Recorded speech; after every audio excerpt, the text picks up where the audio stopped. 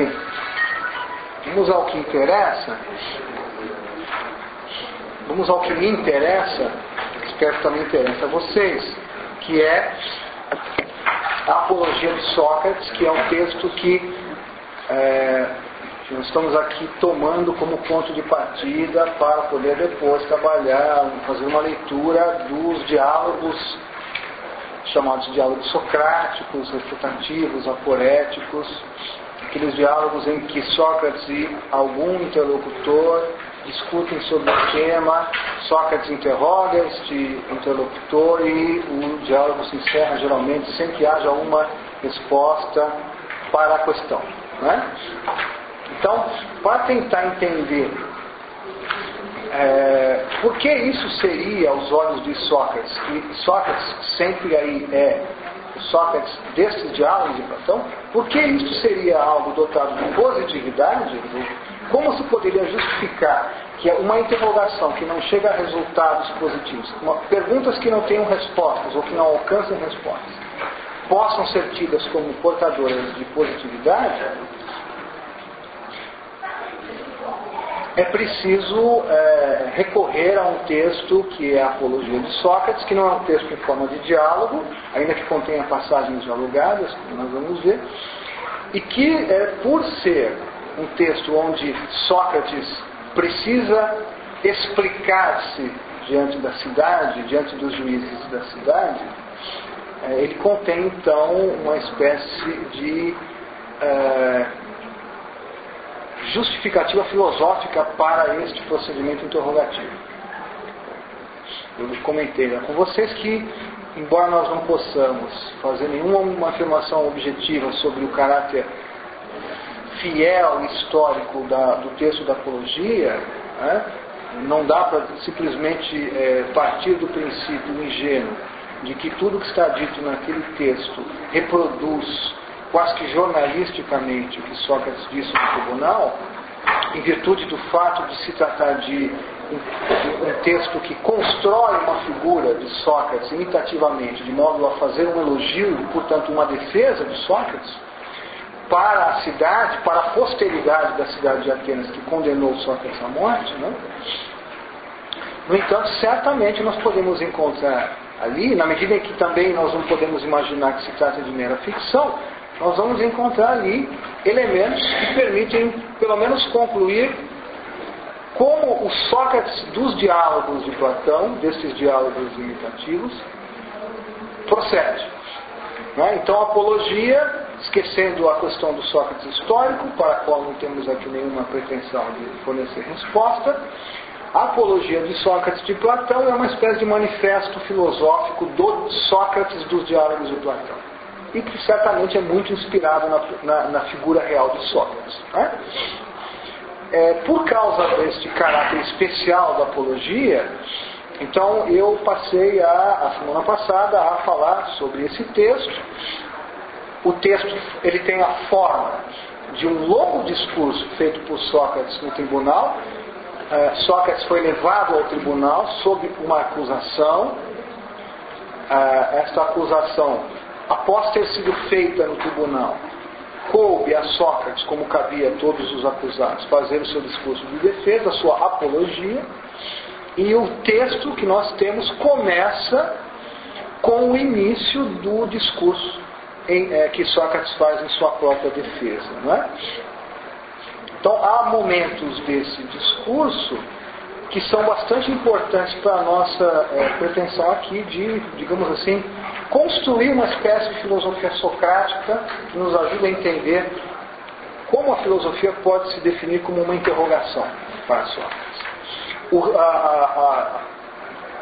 Se não for possível mostrar que a interrogação pode ter um estatuto filosófico próprio, ou seja, que é possível pensar uma filosofia no sentido forte da ideia de filosofia, que consiste essencialmente num perguntar que prescinde de uma resposta definitiva, né? Se nós não pudermos, se não for possível estabelecer esse fato, a outra alternativa é aquilo que outros diálogos de Platão vão descrever como sendo não característica do pensamento socrático, mas como característica de alguns indivíduos na cidade, os sofistas, mas não só os sofistas, muitos dos jovens atenienses que, dotados de capacidade intelectual suficiente, tornaram-se refutadores e viram na refutação apenas um meio de vencer disputas argumentativas. É o que se chama de... existem várias palavras que podem ser usadas para se referir a isso. Por exemplo, a palavra dialética, num sentido pejorativo ou num sentido limitado dessa palavra, há palavras como a erística, que consiste, na verdade, na arte da disputa verbal que não visa uma finalidade filosófica, mas sim a vitória diante do adversário, não é? Ou também o termo que Platão vai usar no diálogo, na antilogia, a arte de fazer oposição a um discurso qualquer, a habilidade de produzir discursos contrários. Tudo isso é uma maneira de encarar o exercício do discurso interrogativo para Platão de um ponto de vista não filosófico, até antifilosófico, porque o emprego da habilidade antilógica, erística e dialética, nesse caso, é desprovido de uma razão filosófica. Bom, a hipótese otimista aqui é a de que, aliás, essa hipótese otimista ela é sugerida pelo próprio texto de Platão, é de que, embora Sócrates possa ser visto na cidade, e tenha sido visto na cidade, se não fosse assim, não teria havido força na acusação. Se Sócrates pôde ser visto na cidade como mais um daqueles que ensina a arte da oposição dos discursos apenas com objetivos de fama e reputação, por outro lado, é o que pretende Platão num texto como Apologia, ainda que Sócrates possa ser visto desta forma, este é um equívoco, porque de fato Sócrates exercitou algum tipo de ensino, que é uma expressão que Sócrates, para a qual Sócrates tem muitas reservas no texto da Apologia, mas algum tipo de formação filosófica, que de fato consistia em interrogar. No entanto, a maneira como Sócrates concebe esse interrogar seria uma maneira diferente destes aparentes familiares de Sócrates, familiares filosóficos de Sócrates. Sócrates não é membro da família dos erísticos, dos dialéticos ou dos antilógicos para Platão. E a Apologia visa, entre outras coisas, justamente, por isso ela é não só a apologia de Sócrates, tal como Sócrates a apresenta no tribunal, mas é uma apologia platônica da figura socrática. Ela é um esforço que toma o episódio do julgamento como cenário, um esforço de apresentar uma versão do socratismo que preserve Sócrates deste juízo filosófico depreciativo de que foram vítimas outros intelectuais da época, como por exemplo os chamados sofistas, mas com os quais, segundo Platão, Sócrates não deve ser confundido. Nós vemos a origem disto que Platão julga ser um grande quiprocó, uma grande confusão, e foi isso que na semana passada eu procurei ilustrar para vocês. Nós vemos isso claramente na comédia de Aristófanes, nas nuvens de Aristófanes, que o próprio Sócrates, no texto, no seu discurso de defesa, imediatamente após começar a sua defesa, de uma forma até surpreendente, ou de uma forma inesperada para alguém que está se defendendo, diz: os acusadores mais terríveis que eu tenho não são estes que estão diante de mim, Meleto, Anito e Licon, mas são outros acusadores mais antigos, mais numerosos, que eu não sou capaz sequer de nomear, tantos eles eram. Não é? Num procedimento então muito peculiar para alguém que se defende no tribunal e que aumenta o número de acusadores. Em vez de tentar desqualificar esses acusadores, diz, não, eu tenho muito mais acusadores do que esses 3 aqui. Na verdade, esses 3 são acusadores que, no fundo, se beneficiam na sua acusação de uma fama, de uma reputação criada em torno de meu nome e que vem já de algumas décadas, né, e que foi vinculada por muitos homens atenienses, entre os quais um certo comediógrafo disso, Sócrates, e que ele vai nomear logo a seguir, Aristófanes, né, dizendo então, referindo-se então ao retrato de Sócrates na Comédia às Nuvens. E esse retrato de Sócrates na Comédia às Nuvens, ele deve ser ao mesmo tempo, assim como todo tipo de imitação deve ser, baseado em características do Sócrates real, características que a audiência da comédia é capaz de identificar. Lembrem-se, por isso eu insisti um pouco na poética de Aristóteles, em algumas passagens da poética. Aristóteles, como sempre de maneira genial, dizia que os homens têm muito prazer em ver boas imitações e em reconhecer este é tal na imitação. Então, de alguma maneira, aquela personagem da comédia de Aristófanes, ela é construída de modo tal a que ela possa produzir o fenômeno cômico, o efeito cômico desejado, sem, no entanto, estar completamente desvinculada de características de Sócrates que são identificáveis pelo cidadão comum ateniense que está assistindo, que avalia, portanto, a comédia. Né? Ora, essas características comuns que os homens, em geral, o ateniense médio, digamos assim, espectador da comédia, devia identificar naquela personagem cômica, consistiam basicamente de dois aspectos. A ideia de um Sócrates físico, fisicalista, investigador dos fenômenos naturais. Então lembrem-se aí da passagem em que o personagem Strepsíades, que visita Sócrates porque quer que Sócrates ensine o seu filho, encontra Sócrates pendurado num cesto, olhando para o céu, julgando que porque está pendurado no teto, olhando para o céu, vai poder entender melhor, ver melhor os fenômenos celestes. E isso sugeria então que Sócrates era um investigador dos fenômenos naturais. Algo que Sócrates na Apologia nega.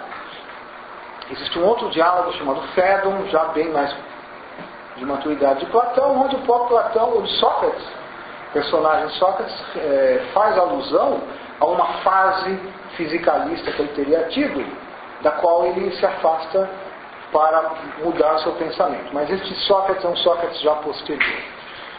É uma personagem já elaborada com outras intenções. O Sócrates da Apologia, de Platão, fortemente calcado no Sócrates histórico, não reconhece nesse tipo de investigação sobre fenômenos celestes uma atividade dele, Sócrates.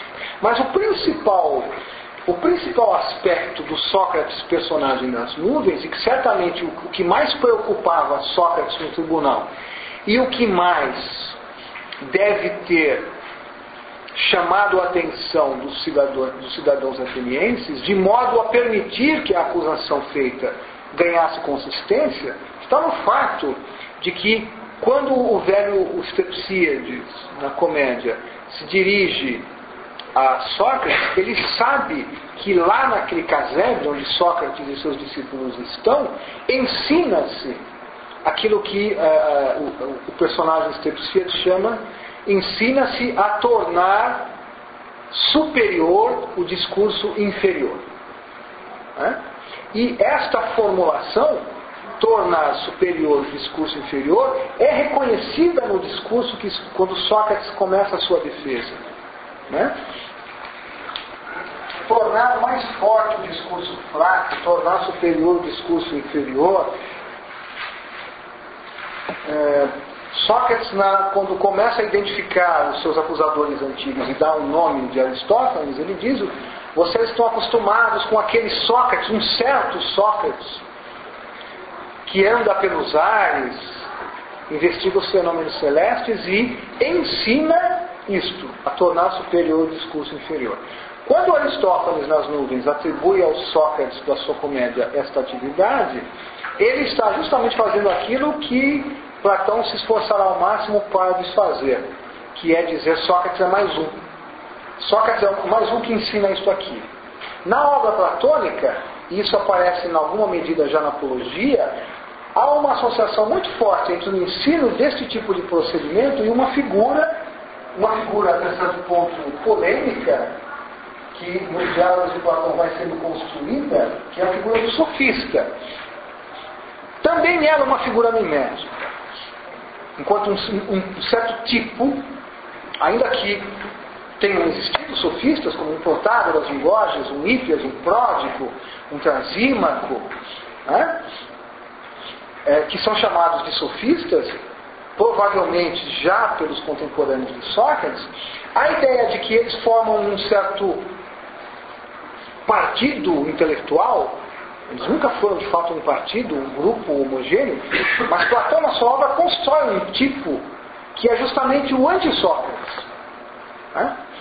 Se vocês lerem diálogos como Gorgias, como Protágoras, como Sofista, como República, vocês vão descobrir que um dos esforços da obra platônica é justamente construir a figura de um filósofo paradigmaticamente representado por Sócrates, e claro que esse Sócrates já vai muito além do Sócrates da Apologia, e por outro lado construir em negativo, como numa fotografia, né, um contraste sem o qual aquilo que se deve ver não se pode ver, construir a figura oposta, que permite ver a figura positiva. Esta figura negativa é a figura do sofista.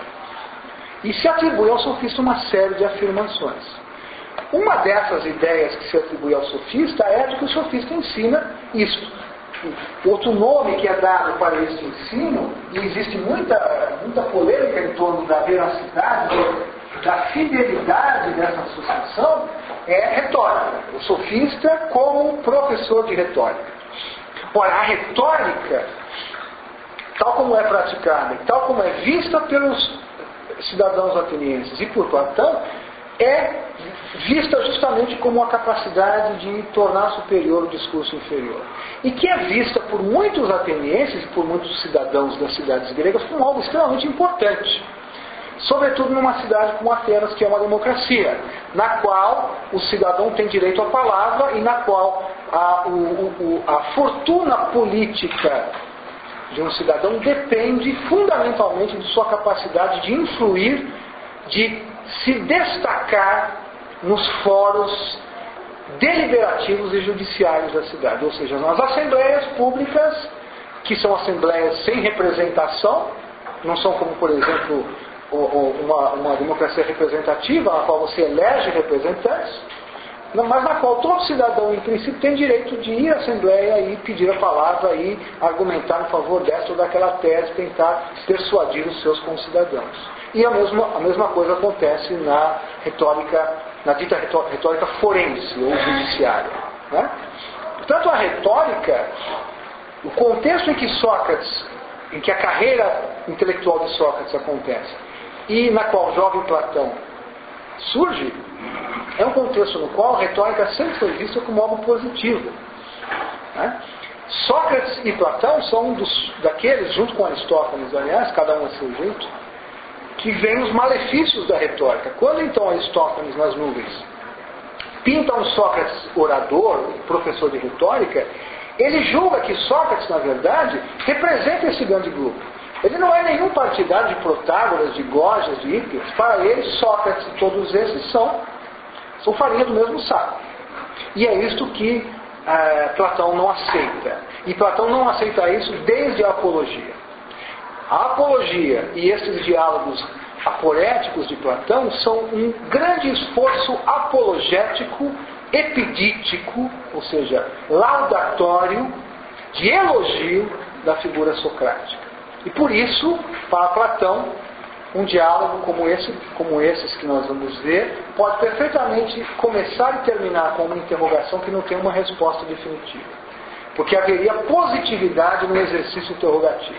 Ora, então, encontrar positividade na interrogação socrática é o que Platão parece querer, justamente porque ele quer evitar este retrato caricatural e maléfico e até maldoso para ele de Sócrates como professor de retórica, o que significa então que o episódio do julgamento de Sócrates é uma ocasião excepcional para, retomando a fala socrática do tribunal, mimeticamente, e aí nós nunca saberemos ao certo o que é retomada fiel de Sócrates, o que é imitação platônica, o que é construção de uma personagem, apresentar um Sócrates capaz de não só se defender das acusações do tribunal, mas de ser recuperado pela posteridade. O texto de Platão não salvará Sócrates da execução, Sócrates já está morto. O texto de Platão salvará a figura de Sócrates para a posteridade, para a contemporaneidade e para a posteridade. Né? Eu até diria um pouco exageradamente, mas eu não resisto a essa comparação, o que Platão está fazendo com Sócrates, aquilo que os heróis de Homero queriam que os poetas fizessem com eles, cantá-los eternamente. Os grandes heróis da Ilíada, como Aquiles, um Heitor, um Odisseu, explicitamente dizem que os seus feitos serão cantados pelas gerações futuras. Homero é um cantor desses feitos. Platão, no fundo, é um poeta de Sócrates, nesse sentido. Ele está fazendo a narrativa que elogia este herói que ele está construindo, que não é um herói de guerra, não é um herói dos combates, mas é um herói filosófico. Né? Portanto, ir à apologia é tentar entender este projeto de construção, ao mesmo tempo apologética e laudatória da figura socrática. Bom, na última aula, então, eu me referi brevemente aos acusadores, Meleto, Anito, Licon. O texto de Platão faz uma associação entre Meleto, que teria sido um poeta, e a poesia e os poetas, Anito e os políticos, e Licon e os oradores, que é uma associação que pode ser que retrate uma associação historicamente fiel, mas pode ser também encarada como uma espécie já de arredondamento aí das personagens, porque os adversários fundamentais de Sócrates são de fato figuras como o poeta, o orador e o político. Quando vocês lerem, se vocês já leram, já sabem, aquelas páginas fundamentais da apologia em que Sócrates narra o episódio de Delfos, do oráculo de Delfos, vocês sabem que as grandes vítimas de Sócrates foram os poetas, os políticos e os trabalhadores manuais, os artesãos, que representam na cidade indivíduos que detêm um certo saber. A cidade reconhece neles um certo saber. Os acusadores de Sócrates, de alguma maneira, também estão aí representando figuras para a qual a cidade reconhece a posse de um certo saber. As acusações que Meleto formalmente faz, como nós sabemos, consistem na corrupção dos jovens e na descrença dos deuses oficiais da cidade, com a introdução de novas divindades e diferentes das divindades tradicionais. Sócrates, então, teria afirmado a existência de divindades outras que não as divindades olímpicas tradicionais, que são objeto de culto na cidade desde séculos, e teria, nessa medida, como nós veremos, ensinado uma doutrina ímpia e produzido, então, a corrupção dos que o ouviam. Né? Sócrates, então, associa esta acusação, que é a acusação formalmente registrada no processo. É aquilo que faz com que o processo exista, uma acusação escrita. Então, os termos que Sócrates coloca aqui são os termos da acusação. Assim como nos julgamentos hoje há uma acusação formalmente escrita, é o que acontecia aqui. E essa acusação formal é justamente o que Sócrates diz, ela é, na verdade, uma retomada dessa antiga acusação, que vocês encontrarão, na verdade, lá em Aristófanes e em outros. Né? Então nós vimos ali, na última aula, passagens das nuvens em que se ilustrava essa figura de um Sócrates que anda pelas nuvens, por assim dizer, né? Que anda no céu, anda no ar, porque acha que o pensamento é ar, então quanto mais alto ele estiver, mais afastado da terra, o pensamento será melhor. Né? E este Sócrates que ao mesmo tempo ensina a tornar superior o discurso inferior. Ou seja, que ensina a dar uma aparência de força persuasiva a um discurso que de fato não teria força persuasiva. Em outras palavras, palavras das nuvens, um argumento injusto, porque tentando defender uma causa injusta, pode, mediante o bom uso dos recursos da retórica, parecer justo, de modo a persuadir os juízes que ele de fato é justo. Né? Então, por isso, a associação de Sócrates com a retórica para Platão é inaceitável, porque está em jogo, nessa associação, a impossibilidade de dissociar um tipo de investigação que preserve a ideia de que a verdade ou falsidade de um discurso não está na sua aparência de verdade ou falsidade, mas sim em critérios de realidade que garantam a verdade ou falsidade desses discursos. É isto que está em jogo e é isto que está ameaçado se de fato Sócrates for apenas mais um dos que ensinam a dar aparência de superioridade a um discurso inferior. Professor, existe algum lugar, alguma referência ao fato de que faltar o tipo de conhecimento a Sócrates seria um conhecimento de como os homens reagem à verdade, como se portar com os homens? Um conhecimento que talvez se tivesse garantido a sobrevivência, saber qual seria a resposta tanto ao enfrentamento de a verdade meio crua, ou né, a questão dele era a verdade não importa quem são eles, não importa como os homens se comportam frente a isso. Não sei se eu entendi sua pergunta, mas lendo as páginas em que Sócrates explica o que aconteceu com ele quando ele ouve o oráculo de Delfos, ficará claro que para Sócrates o que importa é a investigação, é a procura e não a descoberta.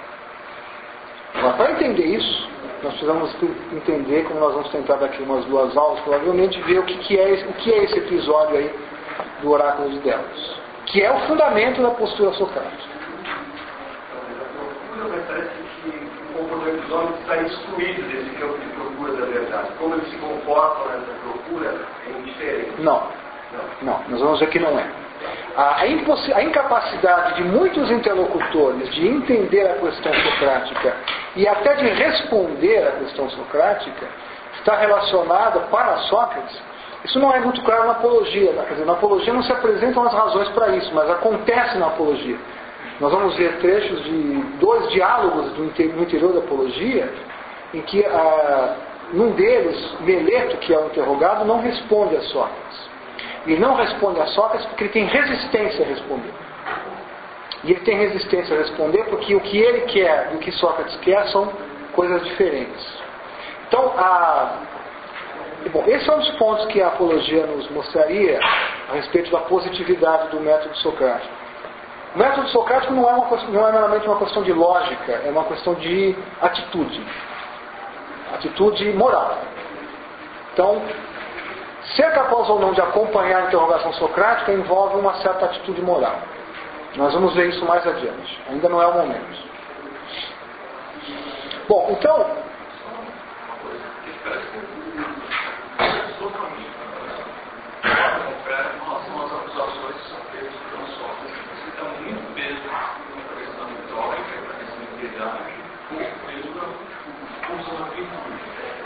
Elas estão associadas. Na argumentação de Sócrates contra Meleto, Sócrates vai separar as duas partes da acusação e vai tentar mostrar que elas estão associadas.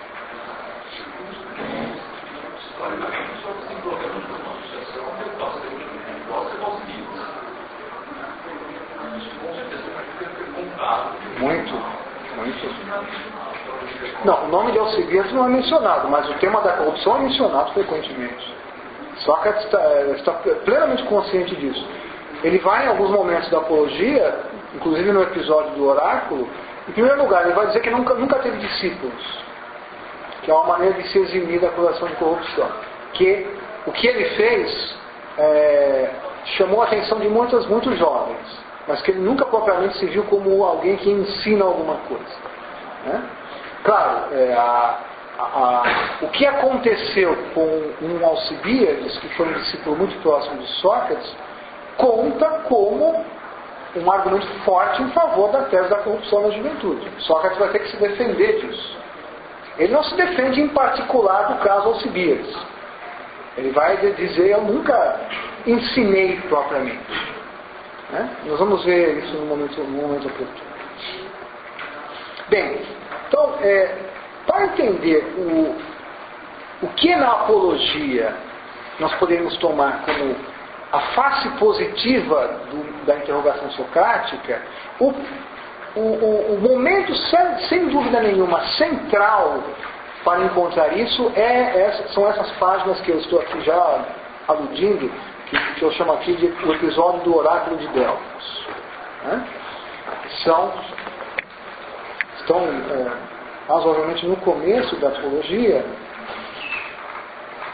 Isso começa em 20C. Né?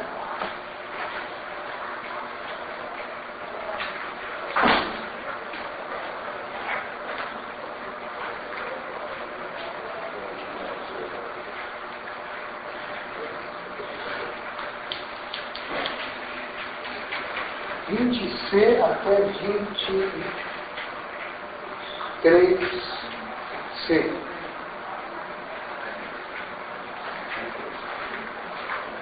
Aqui, com certeza, para Sócrates está a descrição de um acontecimento, de uma experiência individual, de uma experiência subjetiva e pessoal que Sócrates, pela qual ele passa, que muda a sua vida e que cria, por assim dizer, esse Sócrates que está no tribunal se defendendo. E que cria este Sócrates que viveu uma vida tal que tornou possível a própria acusação no tribunal. Vocês vão ver nessas páginas que, ao mesmo tempo que Sócrates vai construindo um itinerário pessoal, existencial, por assim dizer, que mostra a ele: eu devo interrogar, que isso também ao mesmo tempo explica por que ele arregimentou tantos inimigos na cidade. E ao mesmo tempo explica por que ele chega a ser acusado e condenado. Só que eu vou chegar a essas páginas mais tarde.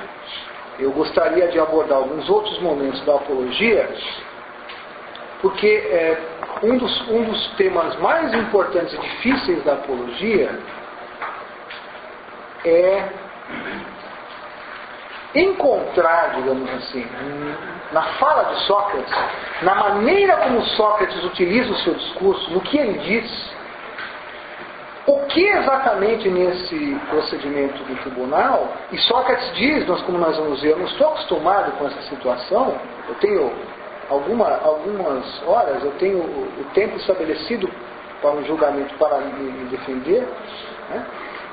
O que na fala de Sócrates pode ser considerado propriamente socrático e que poderíamos então, digamos assim, encontrar e extrair para benefício desta construção da positividade da interrogação socrática, e o que, nesse extenso discurso de Sócrates, tem que ser visto pura e simplesmente como procedimento típico do tribunal. E por procedimento típico do tribunal, nós devemos mesmo dizer retórico. Né? Já que qualquer discurso no tribunal, seja de acusação, seja de defesa, em virtude de um conjunto de regras estabelecidas para o que vem a ser o discurso do tribunal, envolve uma retórica, envolve um emprego de certos procedimentos discursivos argumentativos que os juízes esperam dos atores desse julgamento, seja da acusação, seja da defesa. Então, nós assistimos no discurso socrático alguns momentos que nos parecem não previstos num tribunal, como por exemplo este, de dizer, isso que eu estou dizendo é um pouco polêmico, mas é possível essa interpretação. Esse procedimento de aumentar os acusadores talvez não seja esperado no tribunal. Talvez seja um procedimento típico do discurso socrático. Mas há outras falas de Sócrates ali no tribunal que, embora nós sejamos tentados a dizer, bom, nisto Sócrates se distingue de qualquer outro orador que estivesse no seu lugar, na verdade isto não é correto. E isso acontece em alguns momentos dos mais tentadores do discurso de Sócrates, onde Sócrates se coloca como uma espécie de paladino de certos valores contra um outro tipo de discursador no tribunal, aí mesmo onde ele parece estar demarcando a sua originalidade, aí mesmo nós vamos encontrar algumas vezes procedimentos tipicamente retóricos, ou seja, outro qualquer no lugar de Sócrates que estivesse se defendendo de uma acusação diria a mesma coisa. Então esse é um ponto delicado e importante, e no limite é um ponto que envolve interpretação do texto, não há critérios absolutamente objetivos para isso, é o saber o que nesse texto do discurso socrático, e Platão sabe muito bem disso quando escreve o texto, ele é um conhecedor profundo da retórica do tribunal e da assembleia, ele sabe muito bem quando ele precisa atribuir a Sócrates um certo tipo de discurso que é o discurso típico do tribunal, e quando é que ele pode, digamos assim, introduzir os elementos filosóficos que distinguiriam Sócrates dos seus rivais. Né? Então vejam, Sócrates tem um procedimento extremamente curioso no tribunal, e que nos obriga justamente a esse trabalho de separar o que é retórico, sem nenhum sentido pejorativo, mas o que é imposto pela situação do tribunal no discurso de Sócrates, e o que nós podemos considerar como realmente distinguindo Sócrates. Isto também é ilustrado em algo que Sócrates diz no tribunal, que não é típico, aparentemente, pelo menos, de um discurso de defesa. Né?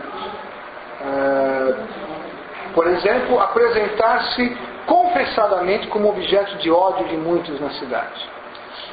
E Sócrates diz, eu tenho muitos acusadores porque muitos me odeiam na cidade. Este reconhecimento pode ser um tiro pela culatra. Né?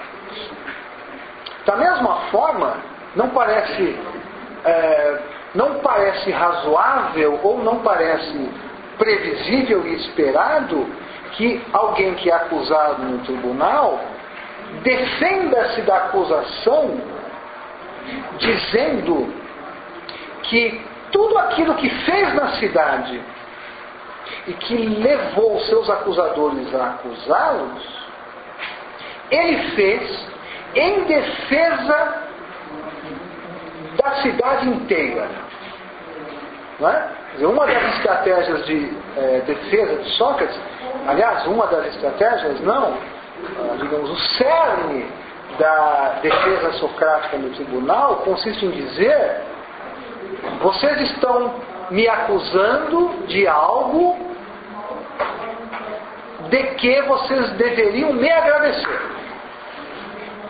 É isso que Sócrates diz, ao fim e ao cabo, aos seus juízes e aos seus acusadores. Aquilo que está servindo a vocês para me acusar, vocês deveriam, de fato, tomar como razão para me ver como um benfeitor e, portanto, como motivo de gratidão. Tudo o que fiz na cidade, fiz em defesa da cidade e, portanto, de vocês, atenienses que me julgam, né? Porque tenho sido, durante todos esses anos, um benfeitor de todos vocês. Então vejam aqui a passagem em que Sócrates vai desenvolver essa afirmação. 30c, 31a.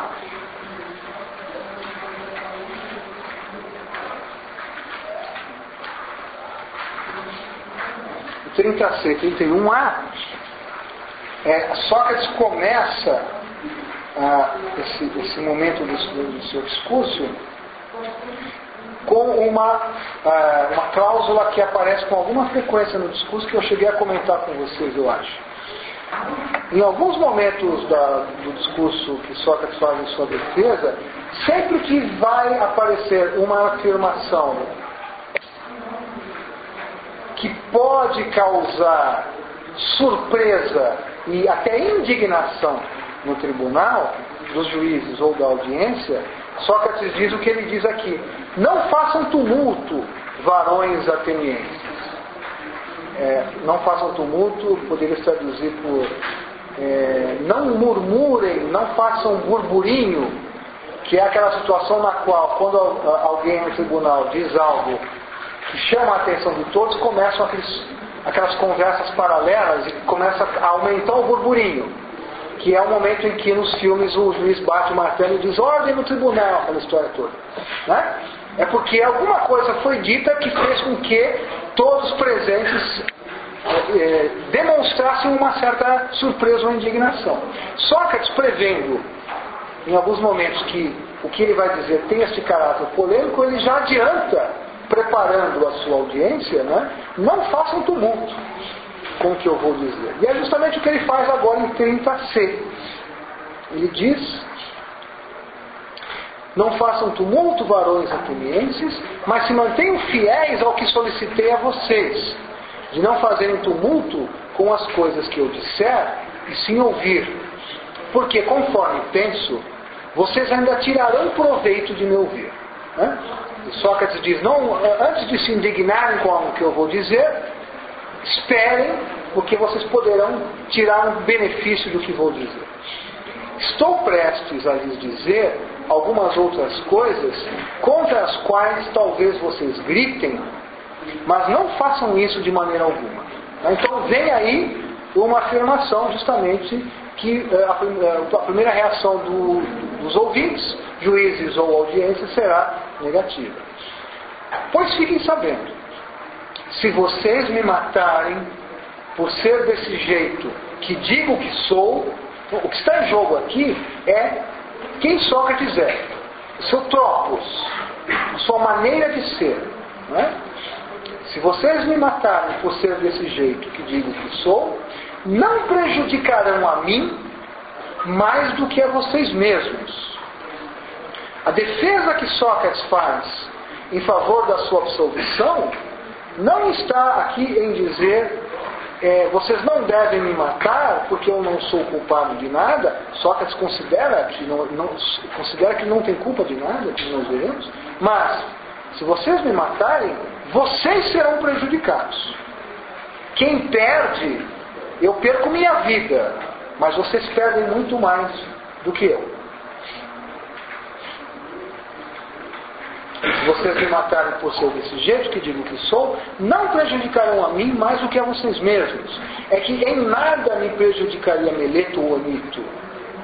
Nem seria capaz, pois não penso que é lícito um varão melhor ser prejudicado por um inferior.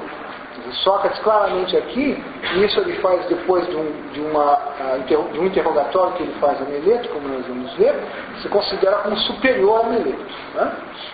Poderia sim, talvez, me condenar à morte, ou ao exílio, ou à atimia. A atimia é a desonra, é a perda dos direitos políticos. Porém, se ele, ou algum outro, pensa talvez que essas coisas são grandes males, eu mesmo não penso.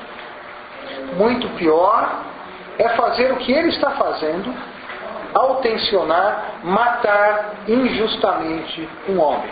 Sócrates vai insistir muito nessa noção de injustiça e de justiça, porque ele é acusado de injustiça, de agir de modo injusto. Uma das características da sua defesa é dizer que, na verdade, quem está cometendo injustiça é Meleto ao acusado. Portanto, varões atenienses, estou longe agora de falar em minha própria defesa, como se poderia pensar. Falo sim em defesa de vocês, para que não errem votando contra mim, em relação à dádiva do Deus a vocês conferida. Nessa passagem, Sócrates está aqui evocando o episódio do oráculo em Delfos. Quando ele diz: se vocês me matarem, vocês estarão se prejudicando mais do que a mim, e portanto, quando eu me defendo aqui da acusação, esta defesa é uma defesa muito mais de vocês mesmos do que de mim, é porque vocês estarão matando uma dádiva divina. Bom, entender por que Sócrates se considera uma dádiva divina é justamente função dessas páginas aqui.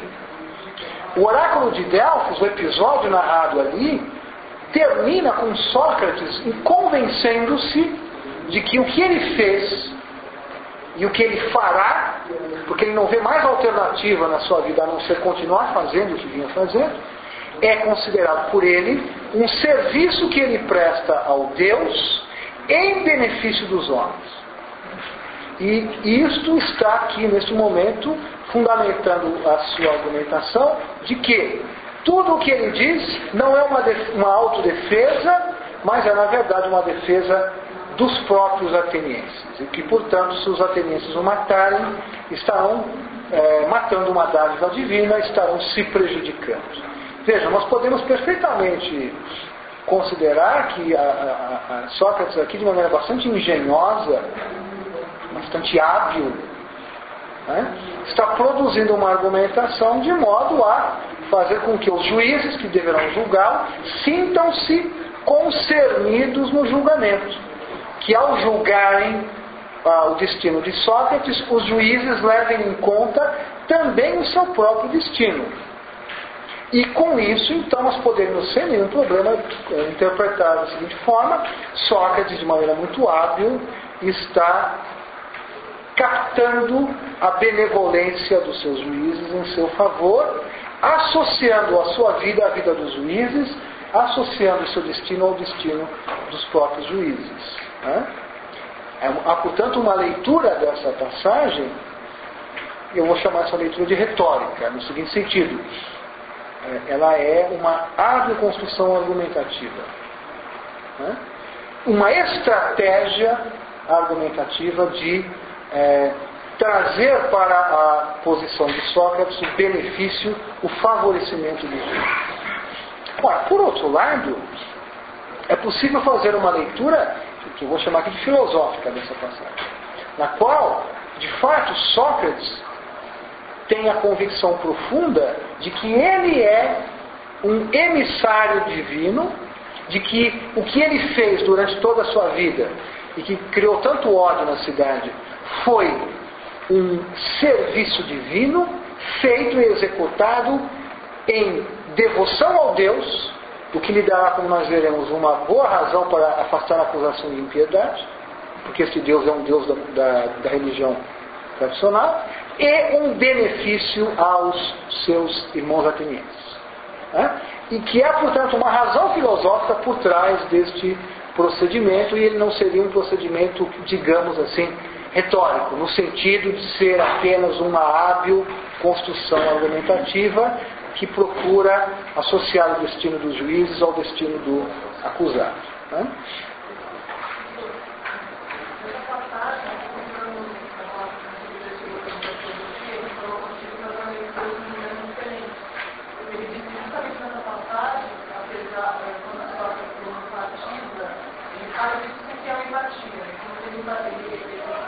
cidade, nós estamos numa média de ele vai considerar o erro de Sócrates, quando ele vai condenar o Sócrates, ele vai alimentar isso da cidade contra ele.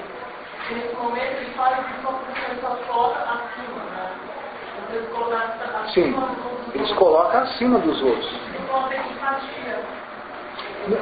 Então, não, a posição, a maneira como Sócrates concebe a sua posição, e ele vai deixar isso claro, ele diz isso quando ele afirma, se referindo ao acusador, eles não seriam capazes de, não é lícito que um varão melhor seja prejudicado por um inferior, porque ele vê o seu lugar, a sua posição na cidade como a de alguém que está associado a um Deus, portanto, com uma posição superior, como um benfeitor da cidade. E ao fazer isso, eles colocam acima da cidade. Isso não tem dúvida nenhuma. Né? Por isso aqui, do ponto de vista filosófico, a interpretação filosófica disso que Sócrates diz aqui, não comporta uma interpretação meramente retórica. Né? É ao contrário. Quando Sócrates vai propor como pena ser sustentado pela cidade, ele está exatamente fazendo isso. Olha, não tentem extrair de mim uma pena porque eu não sou culpado de nada. Vocês deveriam me sustentar porque eu sou um benefício da cidade. E ao fazer isso, ele está estabelecendo uma ruptura entre ele e os seus juízes. Então, de fato, do ponto de vista, a leitura filosófica dessa passagem ela não permite, ela não é compatível com a ideia de um estratagema hábil de argumentação que se explicaria apenas como uma forma da retórica judiciária que obriga Sócrates, que leva Sócrates a fazer esse tipo de argumentação. Né?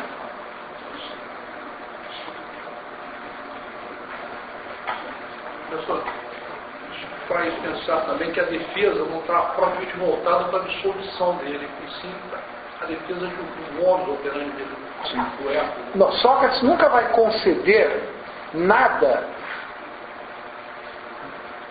daquilo que ele julga ser uma obrigação e um dever dele para facilitar o trabalho de absolvição.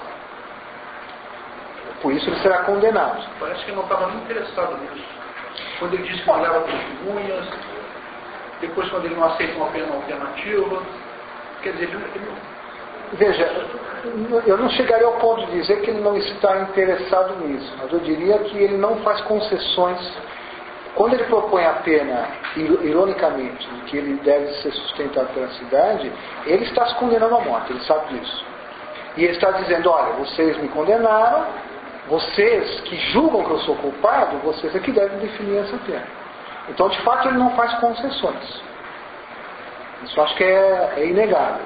E é um ponto que torna, que certamente Platão quer que o leitor da Apologia tenha muito forte. A relação de Sócrates com essa atividade que é mal vista, que é confundida, é tal que ele não faz concessões nem mesmo para salvar sua vida. Que torna o episódio absolutamente impressionante. Por isso a ideia de um Sócrates pintado como um herói filosófico, o próprio Sócrates na Apologia, ele se compara a Aquiles, a Hércules, porque de fato o que Platão quer aqui é colocar Sócrates numa situação tal que ele apareça ao leitor satisfazendo a certas características típicas da figura heróica. Né? E de fato Sócrates em nenhum momento fará concessões. Né? Mas está muito mais aqui ainda, como nós vamos ver. Essa ideia da dádiva divina, né, que Sócrates coloca aqui, ele diz ainda, nessa passagem, porque se vocês me matarem, não vão encontrar facilmente outro desse jeito, simplesmente ligado à cidade, por ordem do Deus. Sócrates diz que o que ele fez a vida inteira foi pensar na cidade, foi preocupar-se com a cidade, por causa de uma ligação com a divindade. Ainda que seja algo um pouco risível de se dizer, simplesmente ligado à cidade, como a um alto e nobre cavalo, que por causa da altura é um pouco lerdo e precisa ser despertado por algum moscado, um moscão. Sócrates diz que ele é para a cidade o que um moscão desses que atazana os cavalos e os bois, que pica os cavalos e os bois e acorda os cavalos e os bois que estão dormindo, né? Ele faz o mesmo com a cidade. A sua função na cidade é justamente, que é um animal grande, nobre, mas por ser grande, lerdo, é atiçar este animal, é mantê-lo desperto, mantê-lo atento, né? Assim me parece realmente ter o Deus me ligado à cidade. O que Sócrates faz para ele é absolutamente civil, nesse sentido político, ou seja, Sócrates concebe sua vida como um serviço prestado à cidade, só que é um serviço prestado à cidade que a cidade não reconhece como um serviço prestado a ela. E isso nos coloca diante de um outro tópico que Sócrates vai desenvolver, que é a acusação de abstinência política. Sócrates não tem vida política, a não ser em episódios inevitáveis. E isso também faz parte deste retrato negativo na cidade. Sócrates não fez carreira política. Ora, Sócrates, na verdade, julga que teve uma vida política muito mais política do que todos os políticos, porque a verdadeira política para Sócrates era viver prestando serviço à cidade em nome de uma missão conferida pela divindade, né? Nesse sentido, Sócrates diz: eu não estou aqui defendendo a mim, eu estou defendendo a vocês. Se vocês me condenarem à morte, vocês estarão se condenando a um malefício. Assim me parece realmente ter o Deus me ligado à cidade desse jeito. Eu, que de despertá-los e persuadi-los e reprová-los um por um, não paro de modo algum, o dia inteiro, por toda a parte, assediando-os. Essa passagem é interessante, porque Sócrates aqui usa 3 verbos que podem nos ser úteis para compreender o que é a atividade filosófica de Sócrates, né? Eu, que não paro de modo algum de despertá-los, e aqui é evidente que esse despertar remete à comparação com a mosca, com o moscão, que pica o cavalo, né? Persuadi-los, e aí essa é uma questão extremamente importante. Sócrates, eu tenho usado muito o verbo refutar para caracterizar a interrogação socrática, mas aqui o Sócrates usa o verbo persuadir. O que é, num método interrogativo refutativo, persuadir? Persuadir em favor do quê? Se de fato, como nós veremos, o resultado da investigação socrática leva o interlocutor a reconhecer que não sabe. Onde está, se é que se pode conciliar isso, onde está a persuasão num procedimento refutativo? E ainda, despertá-los e persuadi-los e reprová-los. Como é que Sócrates reprova, e o que é exatamente este reprovar socrático do interlocutor? Onde está esta reprovação? Nós poderíamos aqui também traduzir esse verbo por condenar, não no sentido de uma condenação jurídica, mas na condenação moral, na condenação no sentido da reprovação. Reprovar alguém, dizer que o que alguém está fazendo não é algo que deva ser feito, nesse sentido em que se diz que o indivíduo condena as ações do outro, né? Tudo isso Sócrates, de maneira muito sintética, nesses 3 verbos, sugere aqui para o seu procedimento. E ele diz então: eu, que de despertá-los e persuadi-los e reprová-los um por um. Este um por um é muito importante, porque o procedimento socrático é um procedimento no varejo, nunca no atacado. Sócrates não vai na Assembleia, ele não vai refutar ninguém na Assembleia, ele não vai persuadir ninguém na Assembleia, ele persuade, refuta e condena na ágora, ou seja, na praça pública, né? Um termo que aparece logo no começo da apologia, na praça pública e nas bancas de comércio. Ou seja, o lugar do ensino socrático, da interrogação, é a rua, né? É o lugar onde os cidadãos são encontrados cotidianamente. E esse trabalho é um trabalho individual, né? Não é um trabalho coletivo. E diz ele, não paro de modo algum, o dia inteiro por toda parte assediando-os. Tudo isso que Sócrates diz aqui é mais claro para quem já leu essas páginas do Oráculo de Delfos. Sócrates aqui está em 31a. Então o ouvinte, o juiz, o ouvinte e o leitor já conhecem estas páginas aqui. Portanto, isso que é dito, tudo isso está fundamentado naquele episódio. Né? Vejam só, outro desse jeito não surgirá facilmente para vocês, varões. E se vocês me derem ouvidos, me pouparão. Vejam que Sócrates então termina dizendo aos juízes, vocês devem me absolver. Como qualquer acusado que se preze deve dizer, vocês devem me absolver. Mas por que vocês devem me absolver nesse momento, nesse argumento? Porque ao me absolver, vocês estarão evitando perder o grande benfeitor da cidade que sou eu. E eu sou um grande benfeitor porque o Deus me conferiu este papel benfeitor. Né?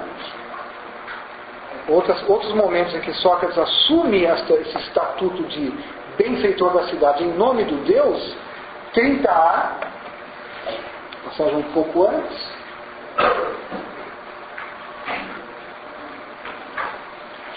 Sócrates diz aí,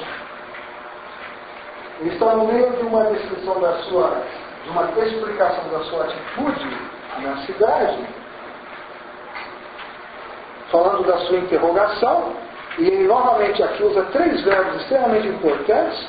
Eu interrogo, eu inspeciono, eu examino e refuto.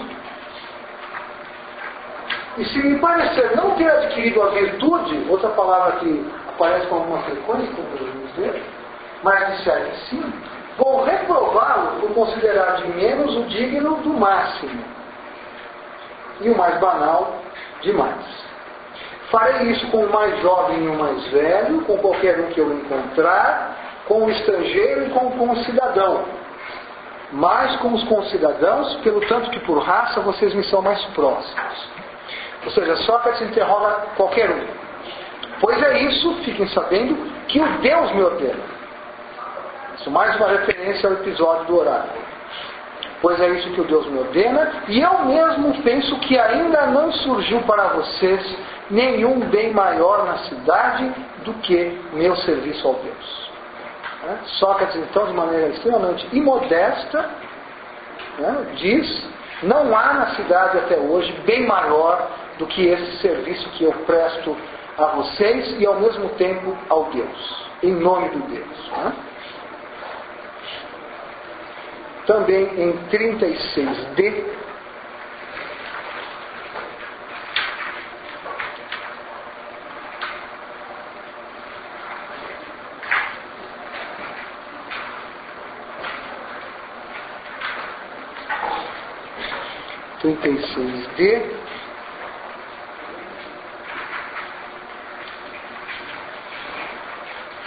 é o trecho em que Sócrates já está falando sobre a ideia de que ele deve propor uma pena. Ele já foi condenado.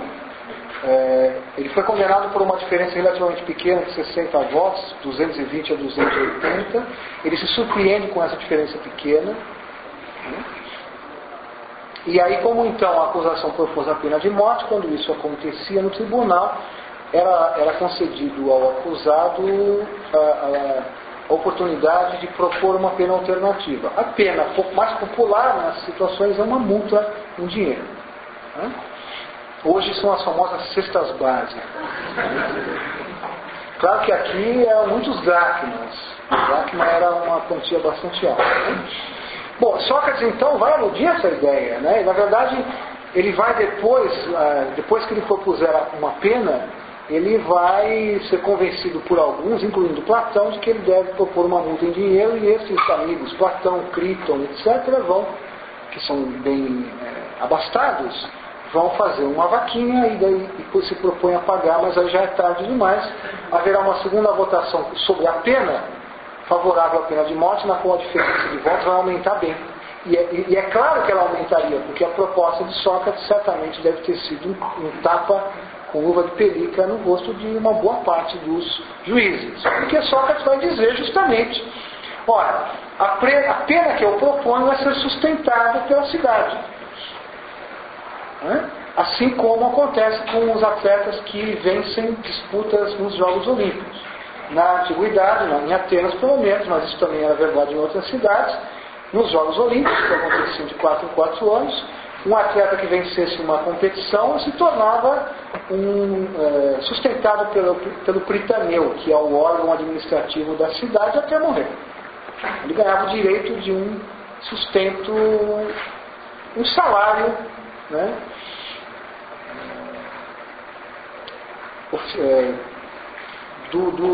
da cidade mesmo, né?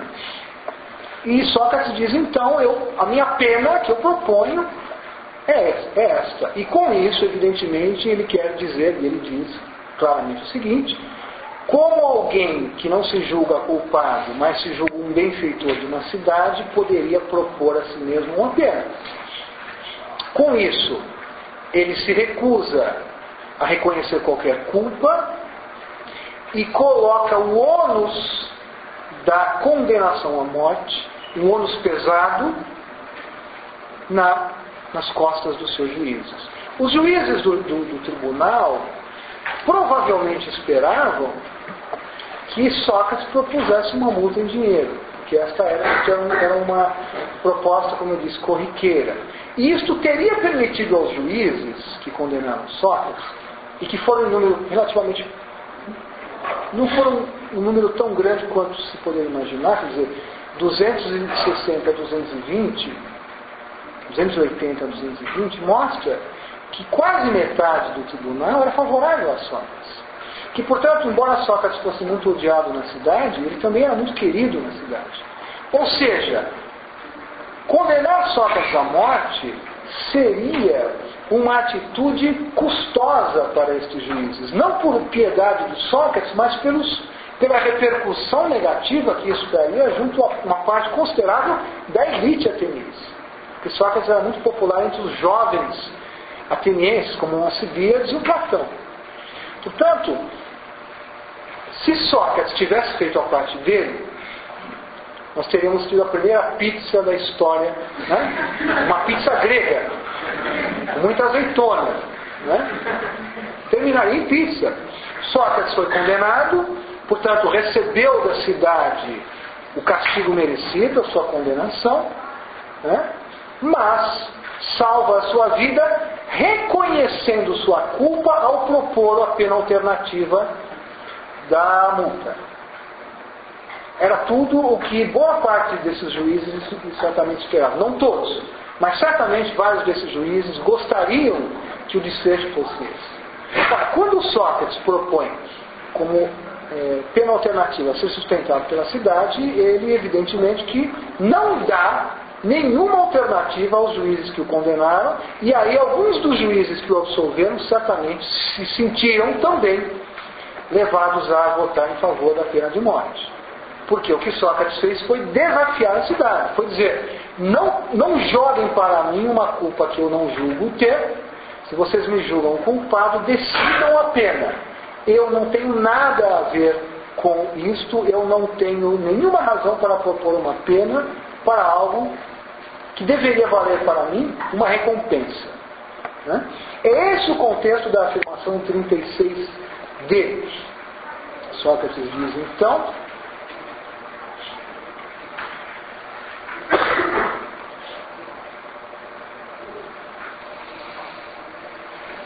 o que eu mereço então receber sendo desse jeito?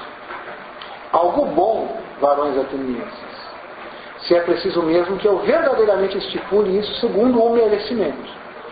E além do mais, bom de um jeito que possa ser conveniente para mim. Ora, o que convém a um varão na penúria, que é benfeitor e necessita ter tempo livre para incitá-los? Vejam como Sócrates aqui chega a ser cínico. Ora, eu sou um morto de fome. Eu sou um pobre. Faço um serviço para vocês de beneficiá-los. Vocês deveriam me dar um dinheirinho aí para que eu possa continuar fazendo este serviço em nome do Deus, em benefício de vocês, sem ter que me preocupar com problemas materiais. Vocês deveriam então me sustentar, para que eu pudesse fazer melhor ainda este serviço benéfico que eu faço. O que convém a um varão na penúria que é benfeitor e necessita ter tempo livre para incitá-los? Não há nada assim mais conveniente, varões atenienses, do que um homem que é desse jeito fazer sua refeição no pritaneu, muito mais do que se algum de vocês no cavalo, na biga ou na quadriga tivesse vencido no Olímpia. Né? Quer dizer, Sócrates deveria ter direito de ser alimentado no pritaneu todos os dias, assim que quisesse, pela cidade gratuitamente. Porque esse que vence no cavalo, na biga ou na quadriga e que vence no Olímpia, faz vocês, e aqui Sócrates introduz um tema fundamental da sua interrogação, faz vocês parecerem felizes, enquanto eu faço vocês serem felizes. Que vai ser uma distinção que vai dominar toda a obra de Platão. A distinção entre o que de fato é e o que parece ser. E que está aqui presente na maneira como o próprio Sócrates se defende. Eu, mais do que parecer ser um benfeitor, eu sou realmente um benfeitor assim. E esse que vence nas Olimpíadas não necessita de modo algum de sustento, enquanto eu necessito. Se é preciso então que eu, segundo o que é justo, estipule a pena merecida, estipulo essa: refeição no pritaneu. Né? Essa é a pena que eu proponho. E é evidente que Sócrates sabe muito bem que quando propõe essa pena, ele não tem chance nenhuma. Ele não a propõe esperando conseguir que ela seja adotada em detrimento da pena de morte. Ele a propõe como a forma justamente de dizer aos seus juízes: não pretendam que eu assuma uma culpa que eu não tenho. Estou aqui sempre dizendo a mesma coisa. Eu presto um serviço à cidade, em nome de Deus, sou um benfeitor da cidade, tenho dito isso o tempo todo, portanto, o que eu mereço não é uma pena, o que eu mereço é uma recompensa. Né? Mas vejam como isto dificilmente pode ser encarado como um procedimento típico de tribunal.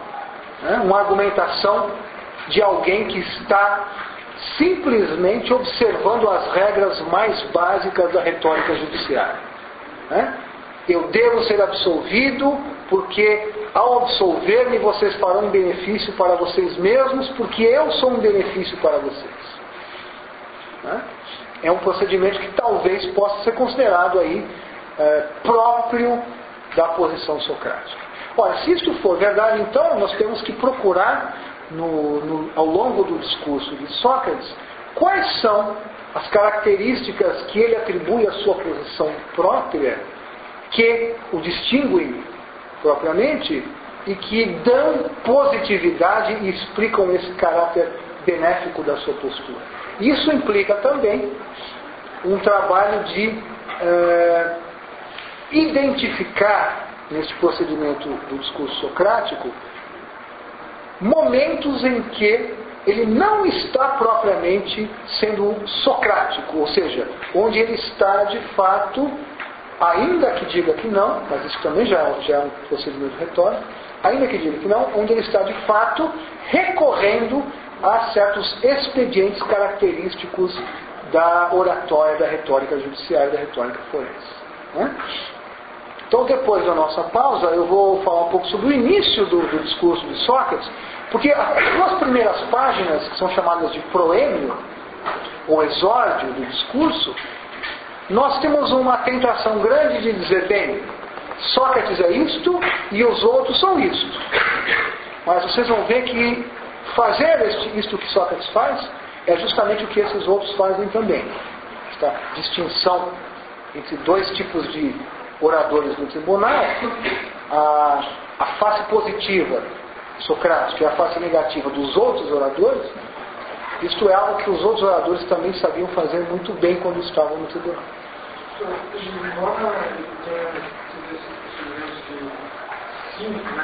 Provocar o juiz, nesse mesmo trecho mais ao final, ele chega a propor uma multa. Isso, então. Provavelmente, após a proposta que ele faz de ser sustentado pela cidade, nessa passagem ele diz que os seus amigos, ele chega a mencionar, deixa eu achar a passagem aqui,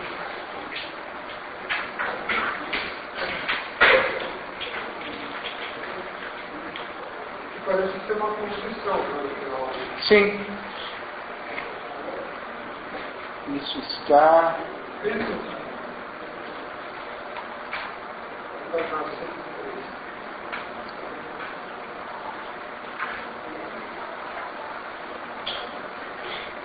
Sócrates, nesse momento, ele está se referindo, e isso é um ponto bastante interessante e importante para nós aqui.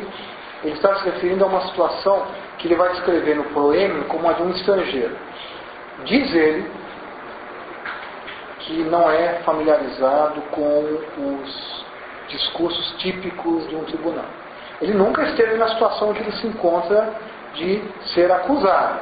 Certamente ele conhece, ele já assistiu julgamentos do tribunal, mas ele nunca esteve nessa situação. Então ele vai se servir desse fato para, no começo do diálogo, estabelecer o seu caráter estrangeiro, ou seja, estranho no tribunal. Aqui ele está fazendo alusão, nesse momento, a essa situação em que ele se encontra, né?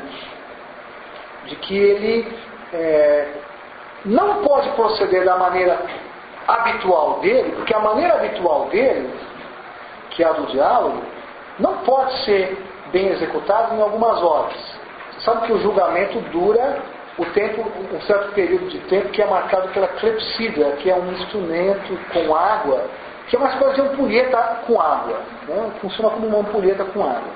E o indivíduo tem um determinado tempo para fazer o seu julgamento. Sócrates, então, coloca a sua situação nesses termos aí, e ao dizer que se encontra numa situação muito difícil, né, ele diz então, ao mesmo tempo também não estou habituado a me achar merecedor de mal algum. Se eu tivesse dinheiro, teria estipulado um tanto que poderia pagar, mas o fato é que eu não tenho, a não ser que vocês queiram estipular para mim um tanto que eu seria capaz de pagar. Talvez eu lhe seja capaz de pagar uma mina de prata, é quanto estipulo então. Este Platão aqui, varões de Críton, Critóbulo e Apolodoro, mandam que eu estipule 30 minas, que eles mesmos afiançam.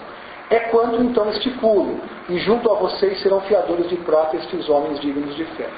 E Sócrates, ao mesmo tempo aqui, aceita propor a pena, desde que fique claro que esta pena é uma imposição dos seus amigos. O que Sócrates não aceita é assumir a responsabilidade por propor uma pena. Então, provavelmente, aqui no tribunal, deve ter acontecido algo nos seguintes termos. Quando Sócrates faz aquela proposta de uma pena que não é uma pena, mas é uma recompensa, Platão, Críton, Apolodoro, etc., pedem a Sócrates que aceite propor uma pena em dinheiro e que eles estão dispostos a pagar. E possivelmente Sócrates então diz ao tribunal, estes indivíduos aqui presentes afiançam uma pena e então eu proponho uma pena. Essa é a interpretação possível desse fato. Uma tentativa de dizer que ele está cumprindo apenas um trâmite de um tribunal que ele é estrangeiro, ele é obrigado, na verdade. Sim, eu imagino que Sócrates aqui esteja plenamente consciente de que após a proposta que ele faz, de que ele está condenado. De que ao dizer que a pena dele deveria sustentar-se pela cidade, de que ao dizer isso ele juntou aos 260 que o condenaram, mais outros tantos que vão condená-lo à pena de morte também. De fato é o que vai acontecer. Segundo os relatos, deixa eu ver se tem esse número aqui na tradução que o André fez.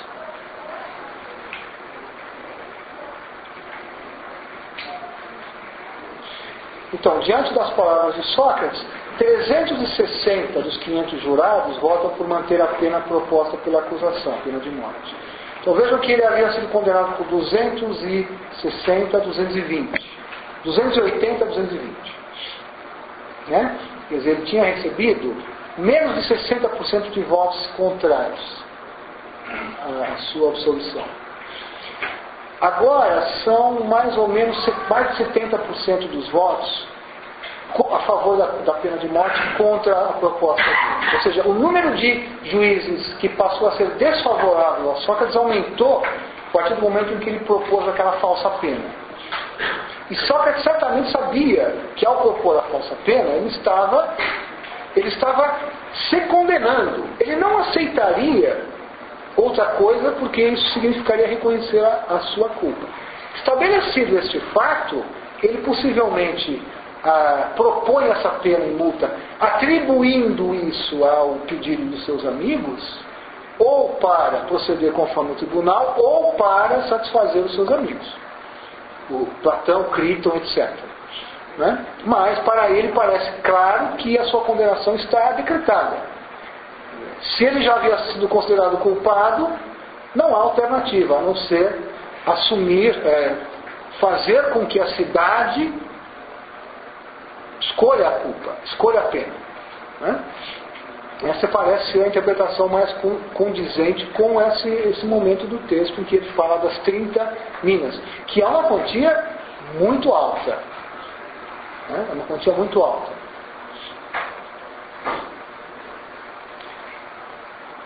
Bom, depois do intervalo, então, vamos ver as primeiras páginas da Apologia, né? O chamado proêmio da Apologia, e como é que Sócrates está ali se posicionando em relação a outros oradores típicos do tribunal.